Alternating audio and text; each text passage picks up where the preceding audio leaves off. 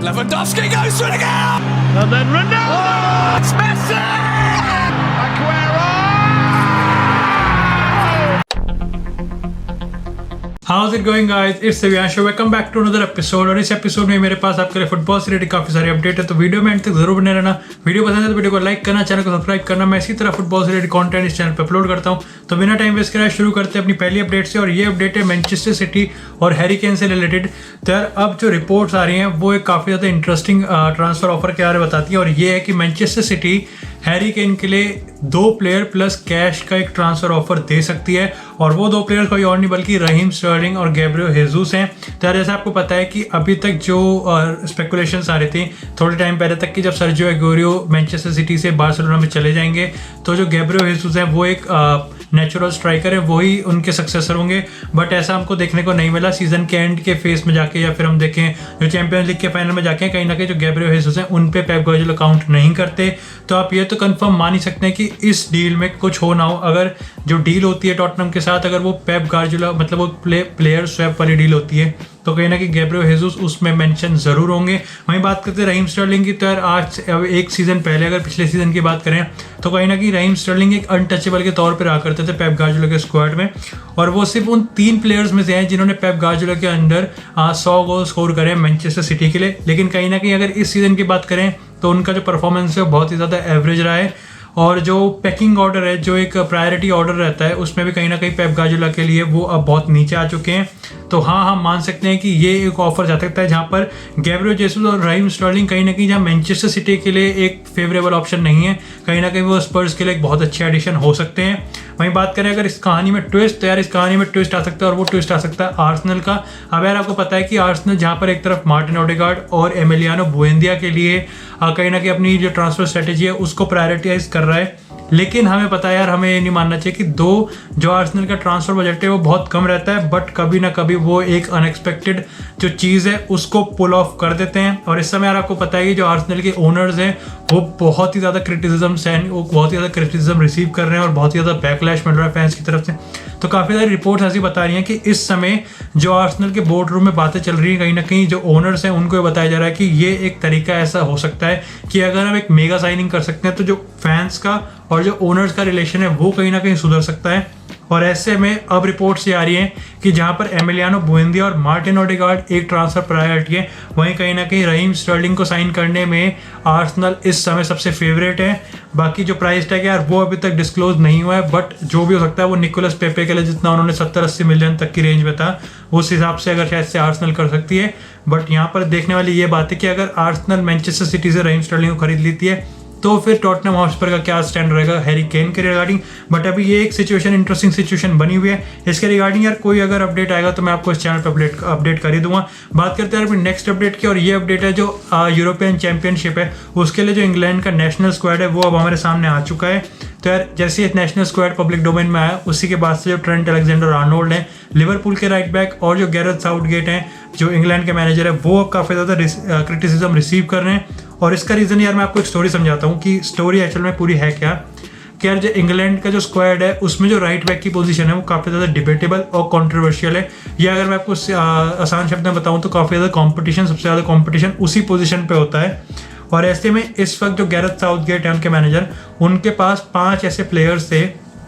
जिनमें से उनको अपने राइट बैक सेलेक्ट करने थे। अब यार एक नेशनल टीम के लिए आपको 2 राइट बैक की ज़रूरत होती है ज़्यादा से ज़्यादा, या फिर एट मोस्ट रेयर केसेस में आप 3 राइट बैक सेलेक्ट करते हैं। तो यार यहाँ पे ट्रेंट अलेक्जेंडर आर्नोल्ड थे उस पोजीशन पे जो लिवरपूल के राइट बैक हैं, फिर वो रीस जेम्स थे जो चेल्सी के राइट बैक हैं, कैरियन ट्रिपियर थे जो एथलेटिको मैड्रिड के राइट बैक हैं, उसके बाद एरन वैन बिसाका हैं जो कि मैनचेस्टर यूनाइटेड के राइट बैक हैं, और फिर आते हैं काइल वॉकर जो मैनचेस्टर सिटी के राइट बैक हैं। तो यार जब मैनचेस्टर ये इंग्लैंड का जब ये नेशनल स्क्वाड पब्लिक डोमेन में आया तो गैरेथ साउथगेट ने ना ही 1 ना ही 2 बल्कि 4 राइट बैक सेलेक्ट करे हैं। और जो सबसे कंट्रोवर्शियल पॉइंट था वो ये था कि जो मैनचेस्टर यूनाइटेड के राइट बैक हैं एरन वैन बिसाका उनको बाहर कर दिया गया और उनकी जगह दिया ट्रेंट अलेक्जेंडर आर्नोल्ड। अब इसके रिगार्डिंग जो गैरेथ साउथगेट और आर्नोल्ड है उनको क्रिटिसिज्म इसलिए मिल रहा है क्योंकि यार अगर हम जिसकी जगह मतलब एरन वैन बिसाका को बाहर किया गया उनको अंदर लिया गया, अगर दोनों का सीजन कंपेयर करें तो कहीं ना कहीं ट्रेंट अलेक्जेंडर आर्नोल्ड की जो कैपेबिलिटी और जो क्लास है वो मतलब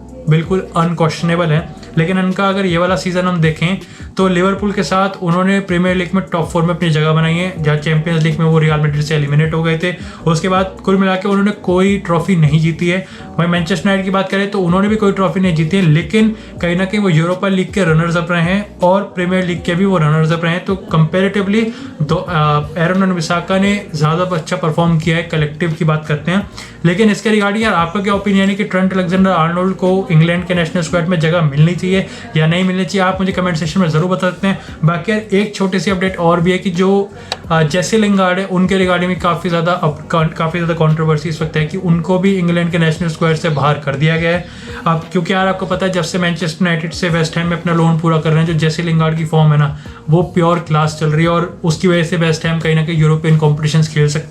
खेलेगी। तो इसी के वजह से अब जब गैरेथ साउथगेट ने उनको जेसी लिंगार्ड को बाहर कर दिया, तो इस बार ये भी एक क्रिटिसिज्म का एक तरीका है जो क्रिटिसिज्म रिसीव कर रहे हैं गैरेथ साउथगेट। तो यार यही थी इंग्लैंड के नेशनल स्क्वाड से अपडेट। बाकी आपका इसके रिगार्डिंग क्या ओपिनियन है आप मुझे कमेंट सेक्शन में जरूर बताते हैं। बात करते हैं नेक्स्ट अपडेट की, और ये अपडेट है रियल मैड्रिड के सेंटर बैक राफेल वारान से। तो राफेल वारान का सिचुएशन आपको पता है सर्जियो रैमोस जैसा ही है। यहाँ पे सर्जियो रैमोस का जो कॉन्ट्रैक्ट है वो इस समर खत्म होने वाला है, लेकिन राफेल वारान का जो कॉन्ट्रैक्ट है वो नेक्स्ट समर खत्म होगा। बट उनके ट्रांसफर की जो स्पेकुलेशंस है वो इस समर और भी ज़्यादा तेज हो चुकी है। यहाँ पे रियल मैड्रिड ये मान के चल रही है कि राफेल वारान जो अपना कॉन्ट्रैक्ट है वो रिन्यू नहीं करने वाले, और इसके लिए उनके पास सिर्फ यही ट्रांसफर विंडो है जहाँ पे वो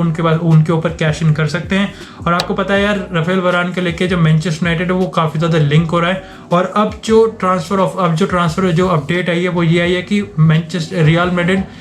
at minimum 35 to 40 million Euros तक का जो ट्रांसफर ऑफर है वो एक्सेप्ट कर सकती है। जहाँ पे मैंने आपको पिछले 1-2 या 3-4 वीडियो पहले बताया था कि जो ट्रांसफर ऑफर की जो प्राइस टैग लगाया हुआ है रियल मैड्रिड ने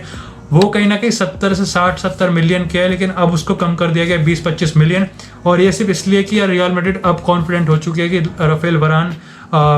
अपना कॉन्ट्रैक्ट रिन्यू नहीं करेंगे। बाकी उनको रखने के लिए भी यार जैसे मैंने आपको पिछले उस टाइम में मैंने आपको बताया था कि जो उनके रिगार्डिंग अनटचेबल वाली थी कि भाई ये Raphael Varane is not for sale, but वो अब कहीं ना कहीं बदल चुका है। क्योंकि आप देखो ईडर मिलिटाओ वो भी अच्छा परफॉर्म कर रहे हैं, नाचो फर्नांडेस वो भी अच्छा परफॉर्म कर रहे हैं, और इस समय इस सीज़न उन्होंने डेविड आलावा को भी कहीं ना कहीं ले लिया। तो शायद से अब वो ये सोच रहे हैं कि राफेल वारान पर जितना जल्दी हो सके उतना जल्दी कैश इन कर सकें। बाकी मैनचेस्टर यूनाइटेड तो देखो यार उनको प्रायोरिटी मान के ही चल रही है। दूसरा जो क्लब है वो हो सकता है चेल्सी, क्योंकि यार आपको पता है चेल्सी में अभी चैंपियंस लीग जीता है, लेकिन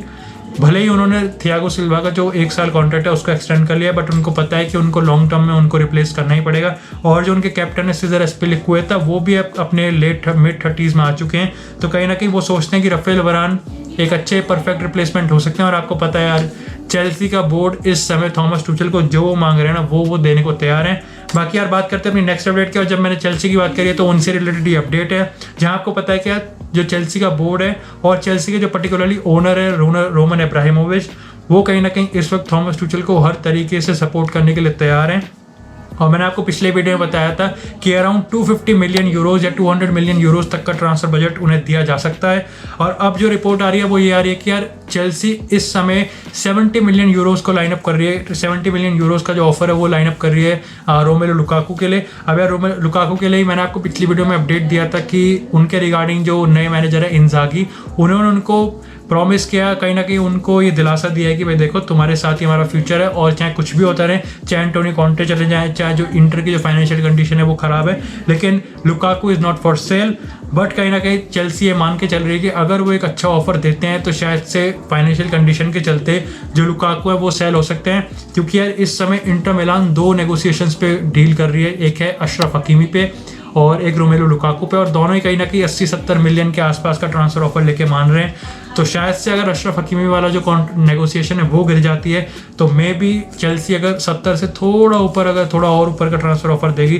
तो वो रोमेलो लुकाकू को खरीद सकते हैं। बाकी मेरे को तो नहीं लगता किसी भी कीमत पे कि 70 मिलियन का इंटर मिलान एक्सेप्ट करेगी। बाकी इसी के रिगार्डिंग यार एक और प्लेयर है, वो है वोल्स के राइट विंग बैक या फिर राइट मिडफील्डर आडामा ट्राओरे। अब यार ये वाला सीजन आडामा ट्राओरे काफ़ी शांत रहे थे, लेकिन उसके अलावा अगर उससे पिछले का सीजन देखें तो Adama Traore is one of the best players in the Premier League, और वो बार्सिलोना से लिंक हो रहे थे, वो मैनचेस्टर सिटी से लिंक हो रहे थे। बट कहीं ना कहीं ये वाला जो सीज़न गया है उसमें वो थोड़े शांत थे। बट थॉमस टुचेल और रिपोर्ट्स ऐसी बता रही है कि जो चेल्सी के मैनेजर थॉमस टुचेल है वो इस वक्त आडामा ट्राओरे को अपने आडामा ट्राओरे को अपने स्क्वाड में इंक्लूड करना चाहते हैं और ऑब्वियसली कोई रोक टोक नहीं है भाई, मैनेजर को पूरा सपोर्ट मिल रहा है। बाकी ये देखना पड़ेगा कि जो वुल्व्स के नए मैनेजर हैं वो अभी तक आपको पता है जो नुनो एस्पिरिटो सैंटो है उन्होंने रिजाइन कर दिया, बट जो वुल्व्स के नए मैनेजर हैं उनका आडामा ट्राओरे को लेके क्या सीन है और क्या वो उसके रिगार्डिंग अपना फ्यूचर देखते हैं, उसी पर डिपेंड करता है कि वुल्व्स एक ऑफर एक्सेप्ट करेगी या नहीं करेगी। बाकी बात करते हैं नेक्स्ट अपडेट की, तो यार ये अब ऑलमोस्ट कंफर्म हो चुका है, जो कार्लो एंसेलोटी हैं वो रियल मैड्रिड के मैनेजर बन चुके हैं।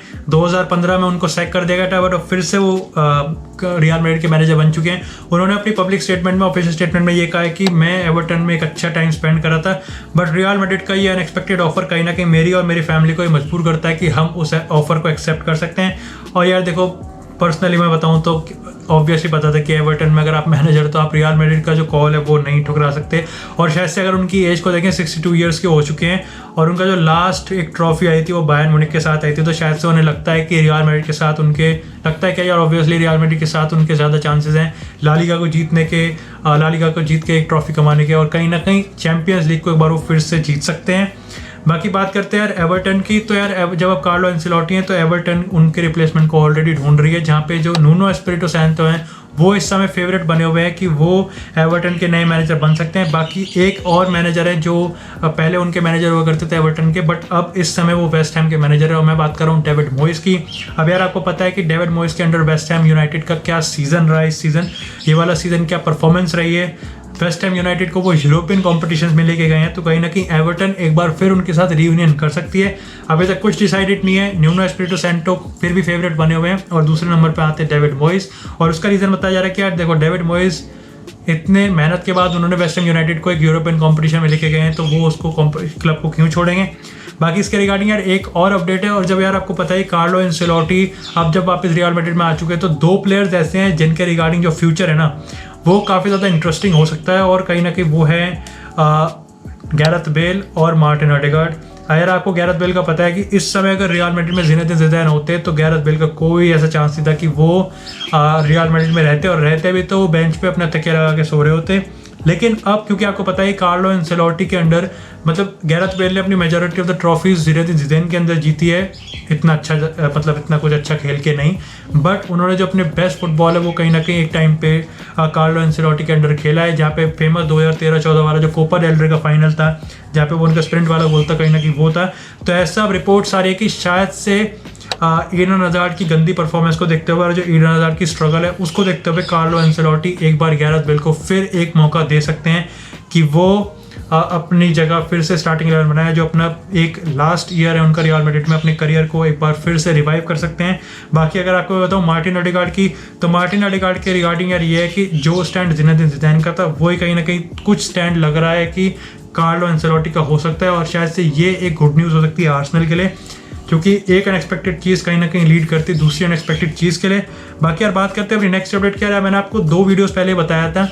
कि आने वाले टाइम में जो मॉरिशियो पोचेटिनो है उनकी जो पीएसजी के स्पोर्टिंग डायरेक्टर हैं और जो पीएसजी के प्रेसिडेंट हैं उनके साथ एक मीटिंग होने वाली है, और आप उसको एक अल्टीमेट मीटिंग के तौर पे ले सकते हैं। वो मीटिंग हो चुकी है और मॉरिशियो पोचेटिनो ने जो प्रेसिडेंट है नसीर अल खिलाफी और जो स्पोर्टिंग डायरेक्टर है लियोनार्डो, उनको ये कंफर्म कर दिया है कि वो पीएसजी में खुश नहीं है और वो पीएसजी को छोड़ना चाहते हैं। हालांकि उन्होंने किसी क्लब को ज्वाइन करना है वो अभी तक नहीं बताया उनको, बट रिपोर्ट से बता रहे कि उन्होंने इस चीज़ को क्लियर कर दिया है कि वो पीएसजी को छोड़ना चाहते हैं। इसके रिगार्डिंग यार जो पीएसजी का स्टेटमेंट है वो ये तो नहीं है कि उन्होंने उसको एक्सेप्ट करा है, उन्होंने उनको रोका है या उनको मना कर दिया है, बट ये है कि वो कॉन्फिडेंट फील करते हैं कि मॉरिशियो पोचेटिनो क्लब में रहेंगे डिस्पाइट द फैक्ट कि मीडिया आउटलेट्स में ये स्पेकुलेशन चल रही है। और अब यार जो फाइनल जो रिपोर्ट्स हैं वो ये बताती हैं कि अगर आने वाले टाइम में 1-2 दिन में अगर मॉरिशियो पोचेटिनो पब्लिक स्टेटमेंट देते हैं तो आप ये मान सकते हैं कि वो पीएसजी छोड़ रहे हैं, और अगर नहीं देते हैं तो आप ये मान सकते हैं कि अंदर ही अंदर बात दब गई है, डिस्पाइट द फैक्ट कि इतना हुआ बन रहा है और इतना जो हल्ला कट रहा है। लेकिन इसके हिसाब से इतना ही माना जा रहा है कि मॉरिशियो अगर कोई आएगा तो वो पोचेटिनो ही है जो पब्लिक में आके इसको अनाउंस करेंगे कि वो क्लब छोड़ रहे हैं और जो भी ब्ला ब्ला ब्ला हो सकता है। बट अगर वो ऐसा नहीं कहते तो हम ये मान सकते हैं कि जो बात है वो दब चुकी है। बाकी यार बात करते हैं अपनी नेक्स्ट अपडेट की, और ये अपडेट है काफ़ी ब्लॉकबस्टर अपडेट, और ये अपडेट है लियोनेल मेसी से।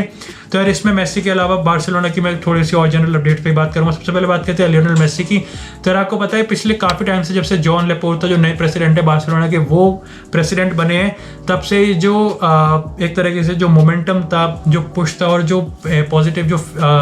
क्या कहते हैं फील थी, वो काफ़ी ज़्यादा पॉजिटिव थी लियोनेल मेसी कॉन्ट्रैक्ट्स को लेके। और अब जब हमें पता है कि जो नेगोशिएशन है वो एडवांस स्टेजेस में, लेकिन अभी तक कुछ साइन नहीं है, बट जॉन लेपोर्ता ने इसको खुद कंफर्म किया है कि जो मेसी के साथ नेगोशिएशंस हैं वो इस वक्त ऑलमोस्ट कंफर्म होती हुई दिख रही हैं। हालांकि उन्होंने इस चीज़ को कहा है कि अभी भी सिग्नेचर नहीं हुआ है, बट वो कह रहे हैं कि मतलब आने वाले टाइम में हम देखेंगे कि लियोनेल मेसी इवेंचुअली इसको साइन कर लेंगे। अब ये तो थी जॉन लेपोर्ता की बात, लेकिन अगर रिपोर्ट्स की बात बताएं, अंदर की बात बताएं, तो वो ये है कि मेसी ने 2 साल का जो कॉन्ट्रैक्ट है वो कहीं ना कहीं एक्सेप्ट कर लिया है, और आने वाले टाइम में हम देखेंगे कि वो उसको अनाउंस कर देंगे। और यार लग भी आता, जिस तरीके से हम सोच रहे थे कि मेसी को रोकने के लिए बार्सिलोना को ये करना है, मेरे ख्याल से जॉन लेपोर्ता ने बिल्कुल वही करा है। उस हिसाब से ट्रांसफर मार्केट में रिक्रूटमेंट हुई है, अच्छी खासी रिक्रूटमेंट हुई है, और मेसी का एक दोस्त सर्जियो एग्यूरो, उनको कहीं ना कहीं रिक्रूट किया गया है। तो कहीं ना कहीं मेरे ख्याल से जो प्रोजेक्ट जॉन लेपोर्ता ने उनके सामने रखा है वो कहीं ना कहीं कन्विंस करने में कामयाब रहा है लियोनेल मेसी को। और दूसरी चीज़ थी कि यार अगर नहीं करेंगे तो जाएंगे कहाँ, ऐसा कोई क्लब है नहीं इस समय जो लियोनेल मेसी और क्रिस्टियानो रोनाल्डो दोनों को इस समय कौन अफोर्ड कर सकता है ऐसे टाइम में। तो ये एक था। बाकी बात करते हैं कुछ रिक्रूटमेंट की। तो आपको पता है सर्जियो एग्यूरो का जो मेडिकल है वो कंप्लीट हो चुका है, जो अनाउंसमेंट है वो भी हो चुकी है, और जो पब्लिक जो प्रेस कॉन्फ्रेंस थी वो भी सब कंप्लीट हो चुका है, यानी कि सर्जियो एग्यूरो फाइनली आ चुके हैं। उसके बाद अगर बात करें जीजी वाइनाल्डम की, तो उनकी भी जो कॉन्ट्रैक्ट है वो अपने एंडिंग स्टेजेस में है। वर्बल एग्रीमेंट साइन हो चुका है, 2024 तक का एग्रीमेंट उन्हें दे दिया गया है, और आने वाले टाइम में देखते हैं कि वो भी कुछ घंटे कुछ दिनों में इसको ऑफिशियल अनाउंस कर देंगे। एक प्लेयर और है जो है रियल बेटिस से एमरसन रॉयल, वो भी राइट बैक है, और उनको भी रिक्रूट करने की बारी आ चुकी है, और आने वाले घंटों में या फिर 1-2 दिन के बाद देखेंगे कि उसको भी अनाउंस कर दिया जाएगा। बाकी यार एक अपडेट थी कि जो मैंने आपको बताया था पिछले वीडियो में कि सर्जियो बुस्केट्स जो थे वो कहीं ना कहीं बायर्न म्यूनिख के रडार में, लेकिन अब रिपोर्ट्स ऐसी आ रही है कि जो बायर्न म्यूनिख का इंटरेस्ट था वो उनमें कहीं ना कहीं खत्म हो चुका है, और शायद से नॉट सो सूटेबल इतने जो ऑप्शंस नहीं है वो हमारे पास अभी नहीं है। तो शायद से सर्जियो बुस्केट्स एक सीज़न और बार्सिलोना में रह सकते हैं। बाकी ये थी बार्सिलोना की रिक्रूटमेंट। अब यार मैं काफ़ी ज़्यादा खुश हो रहा हूँ, और मेरे हिसाब से जो रिक्रूटमेंट बार्सिलोना ने करी है वो कहीं ना कहीं धांसू है, और शायद से ला लीगा को एक बार फिर से वो कहीं ना कहीं चैलेंज कर सकती है, अगर रोनाल्ड कोएमन बॉटल ना करें। कर तो यार वो इस सीज़न में बहुत कुछ सकती थी, बट अब ना कहीं जो चांसेस यहाँ थे वो अब इतने हो चुके हैं, बट रोनाल्ड कोएमन की जो टैक्टिक्स हैं वो स्पॉट ऑन होनी चाहिए। बाकी बात करते हैं नेक्स्ट अपडेट की, और आपको पता है जो डच लीग के जो एजेक्स क्लब है उनके जो गोलकीपर है आंद्रे ओनाना, वो इस समय 12 महीने का जो फुटबॉल बैन है उसको सर्व कर रहे हैं, क्योंकि उन्होंने जो डोपिंग जो रूल्स थे उनको वायलेट किया था। लेकिन इसके रिगार्डिंग यार ये एक आप ऑलमोस्ट कंफर्म मान सकते हैं, या फिर मतलब बहुत ट्रस्टेड सोर्सेज से न्यूज़ आ रही है कि जो आर्सेनल है उनका कहीं ना कहीं जो पर्सनल टर्म्स हैं वो एग्री हो चुके हैं आंद्रे ओनाना से। अब यार ये एक इसमें इंटरेस्टिंग पॉइंट्स है, वो है कि जो वेडनेसडे आने वाला, वहाँ पे जो आंद्रे ओनाना की जो रिक्वेस्ट है वो जो प्ली है उसको सुना जाएगा कि जो उनका जो पनिशमेंट है उसको कम किया जाए या फिर उसको रहने दिया जाए, क्योंकि आंद्रे ओनाना ने अपने डिफेंस में कहा है कि जो उनकी वाइफ की जो दवाई थी उन्होंने उसको समझ के खा लिया था। तो वेडनेसडे को इस पे डिसीजन लिया जाएगा, लेकिन रिगार्डलेस ऑफ द फैक्ट कि डिसीजन उनके फेवर में लिया जाएगा या अगेंस्ट में लिया जाएगा, आर्सेनल उनको साइन कर रही है, और ये ऑलमोस्ट कंफर्म होता जा रहा है। जो प्राइस टैग था अब इस डोपिंग वाले सीन से, जो पहले का जो सीन था यार, डोपिंग वाले कारनामे से जो पहले का सीन था वो ये था कि जो एजेक्स ने जो प्राइस टैग सेट किया था वो अराउंड 35 मिलियन यूरोस था, लेकिन अब वो घट के सिर्फ 7 मिलियन यूरोस पे आ चुका है, क्योंकि जो सीन चल रहा है वो ये है कि जो ओनाना का जो कॉन्ट्रैक्ट है वो नेक्स्ट ईयर तक है एजेक्स के साथ, और 12 महीने का वो बैन सर्व कर रहे हैं, तो मतलब एजेक्स के लिए वो क्या ही खेलेंगे। इसलिए